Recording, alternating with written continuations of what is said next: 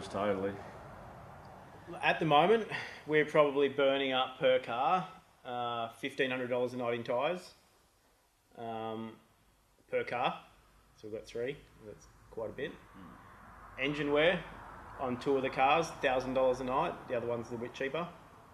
Fuel, we're using a 44.5 a night. Yeah, so you're looking at about 360 litres of methanol a night for the 3 cars.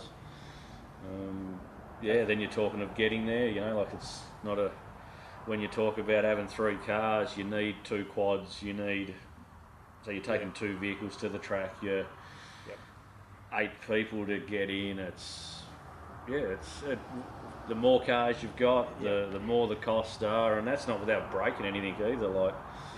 you tip one of these things over and, you know, you're looking at 2 or 3 grand just in sort of wings and little bolt-on bits, and very lucky to have, like I say, although Jamie's been up the front a lot, he's very gear respective on what Tony provides him. Probably doesn't, I don't think he ever sort of pushes that 105%. He's always very mindful of what he does. If something's on the line, he'll definitely, he has 2 thinks about it, which is nice to know as someone driving your cars, and that's probably why Tony keeps on putting him in there, to be honest.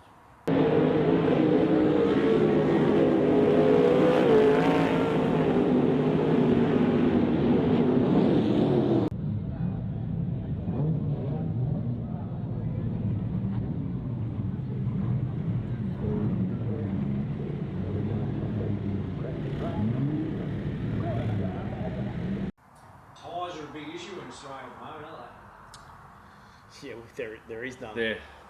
We're fighting every week to get tyres, and there's nothing we can do about it. They're just not coming. So this year we've been what tyres we have. You know, before, you know, the start of the year when Ash was coming on, it was, you know, Ash was going to get my second-hand tyres or Jamie's second-hand tyres, but there just hasn't been any. We've had to use them the whole way through. So then instead of just having to buy new tyres for 2 cars, we're buying them for 3. And there's not much we can do about it. It doesn't, you know, I think they're talking 2 years before we catch up with tyres. Like I say, the more you read in America, and there's a lot of effects on, I think it's nylon that is the product of making a tyre, which is really hard to get, plus it's skyrocketed in price as well. So that's holding things, and there's no downtime in making a tyre anymore when you're behind. Like, you know, like I say, America's winter is, you know, there's racing in Australia and New Zealand, and there's winter series that's going on in America now, so there's just no downtime in anything, and there's no stockpiling of tyres, so they're coming out of the moulds and they're getting to race cars in a couple of weeks, and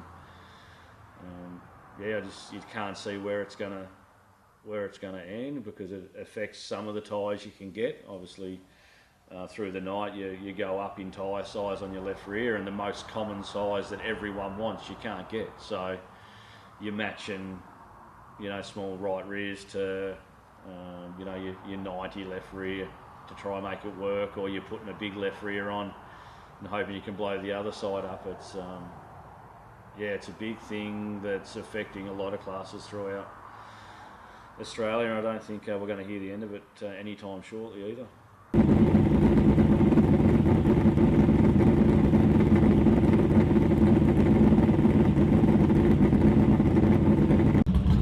You back that one off.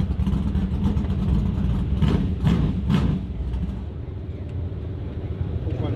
Hang on. You got a high vis on. Need to back this one off over here. Bottom one.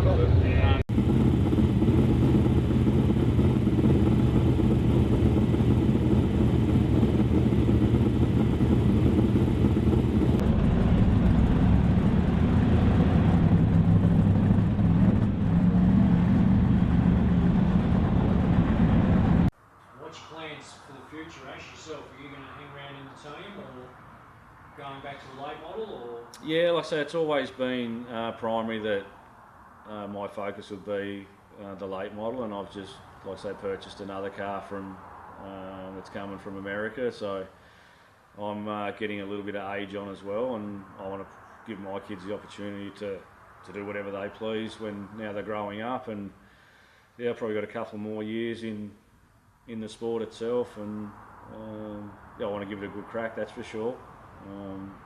Like I say, I feel like probably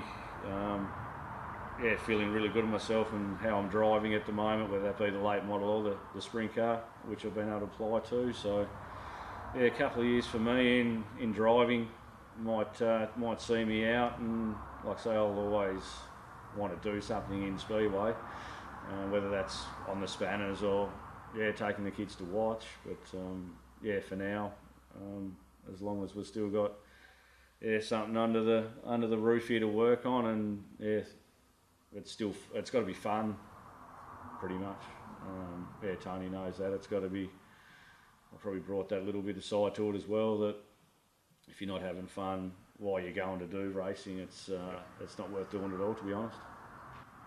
What about yourself, Tony? Are you going to continue driving, or are we going to be just team owner? Or No, I'm definitely going to keep driving. I said to Jamie a couple of years ago, I said, look, his results, and he doesn't wreck the cars. Look, he'll while I've got a team, he'll be in the car.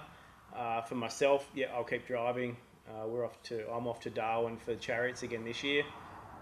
We're planning on doing a few in Queensland as well, but my engine let go last week, so the funds have sort of dried up a little bit there.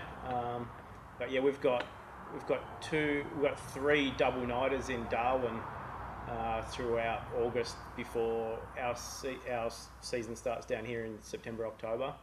And then I think there's a race on the way home in Alice Springs as well, so hopefully we can get to all of those. But yeah, I definitely plan on doing a few more years yet, and while I've got Ash as a crew chief, then we'll keep running. But I don't think I could possibly at this stage, unless it was Ash or Nev, wouldn't feel comfortable driving a car put together by somebody else. So.